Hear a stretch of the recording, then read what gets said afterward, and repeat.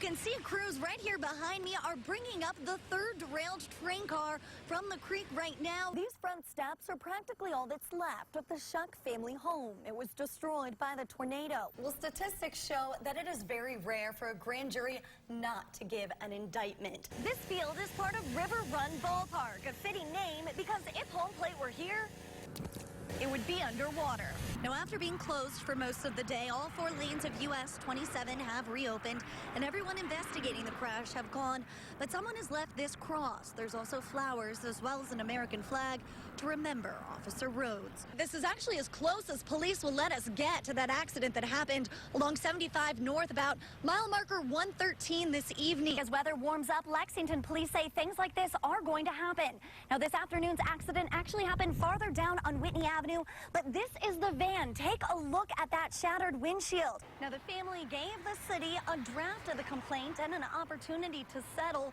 There was no settlement, so that complaint was filed in the courts today. The city says it can't comment. It says there were actually 2 breaks, one here on Nicholasville Road and another over on Roseman Garden, but all that water rushed into the Elam Park neighborhood, flooding homes. A sign here on the women's restroom door says this is your bathroom and your park. Please help keep them both clean and tidy for others. Clearly, the sign has been here for a while. So when the sheriff's office says satanic messages and racial slurs showed up on the walls of this restroom, park directors say it's the community that suffers. Despite the road closed sign, many people are driving past, but it's to take pictures. They say they've seen plenty of flooding, but nothing this bad. If you would like to take a look at all the schools in the districts in Kentucky, we have a link to the full report on our website, WTVQ.com. People who live in this area say the banks of the Kentucky River are usually all the way past that tree. But because of flooding, now the water's all the way up against the road. Yeah, we're here about mile marker 60 on I-64 westbound. Now, just within the last half hour, 1 lane here westbound has reopened. But as you can see, it is still a very active scene out here tonight. And amazingly enough, Versailles police say no one was hurt in this accident. They say these 4 metal cables did exactly what they are supposed to do. They stopped that semi-truck from coming over here into the westbound lane. Police say it potentially could have saved some lives tonight. Now let's go back shortly after 8 o'clock. Again here about mile marker 60 on I-64 eastbound in Woodford County, right near the Franklin County line. A tow truck was helping at an accident scene. That's when a tractor trailer collided with that tow truck. The semi-truck again overturned into the median here, stopped by those 4 metal cables. Again, fortunately, no one was hurt. Now, we're told the tractor trailer wasn't carrying anything hazardous, and they say this wreck had nothing to do with the weather, but it did cause quite the traffic backup. Just a little while ago, I-64 eastbound, 1 lane had reopened. Now, again, within the last half hour or so, I-64 westbound has reopened. Right now, they've got just about everything from that semi-truck cleaned up. Again, nothing hazardous. And now police say they're just waiting for other tow trucks to come and get these vehicles out of the way. Reporting live in Woodford County, Melanie Kendall, ABC 36 News. It's sad these people have all these beautiful things they have to throw in the trash. Gina Heinbaum doesn't have to be here, but she wants to help clean up. I couldn't imagine sitting inside watching people throwing my stuff to the street. I mean, She's one of about 20 volunteers here to pick up the pieces of people's lives that were ruined by floodwater. Right there's my life in that dumpster. Kathy Combs says she lost everything.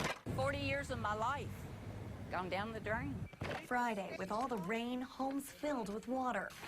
Now the concern is mold. Basically, yeah, anything that's been underwater or water's been in contact with has to go. But all this work is being done free. We're doing it for the love of God and to help these people that are in much need. Combs calls them angels in gold shirts. There's no words that can even comprehend how grateful I am. And with help from these volunteers, she can move on. Guess we'll rebuild, replant, and go on with life. That's all we can do. The Kentucky Baptist Convention Disaster Relief Team expects to be here through at least next week, and it says it could need more volunteers depending on the demand for help. Reporting in Bourbon County, Melanie Kendall, ABC 36 News. This was a guy that loved what he did, and what he did represented his concern for life. A life of laughter, a dear friend, teacher, and a role model. Helping somebody else on everything he done. He died helping somebody else. Captain Tony Grider had a hero's goodbye.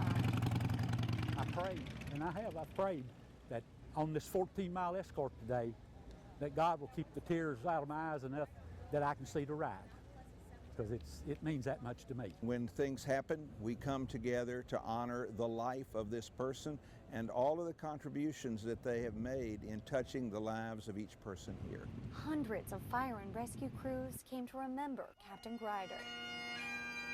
Tony was always for doing something for somebody else. August 21st, Grider was helping Campbellsville University's marching band with an ice bucket challenge to raise awareness for ALS. The ladder truck got too close to a power line, shocking some of the firefighters, including Grider. He passed away on Saturday. Thank the lucky stars to be standing here today, 'cause the flag still stands for freedom. It was indeed a celebration of a life lived. It's with sadness that they say goodbye, but Captain Grider will always be remembered with a smile. And I will remember those moments, not necessarily when we made runs together, but when we were sitting around the dinner table, or when he was playing some kind of a prank on a co-worker. That was Tony Grider. In Columbia, Melanie Kendall, ABC 36 News. We've still been told we cannot get our hands on the bus driver's personnel file or her driving record, but court papers show it was not as clean as we were originally told. Now, state police say a Lincoln County school bus swerved into oncoming traffic trying to avoid a stopped school bus, but hit William Otis Coleman's pickup truck on Kentucky 78 back on May 7th. Coleman later died, and his family is filing a wrongful death lawsuit.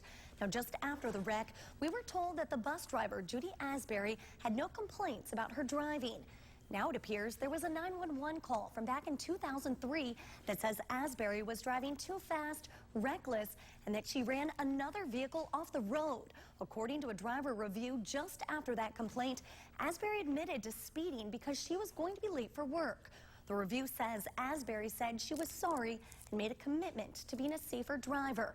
Now, 2 more complaints were filed just after that crash.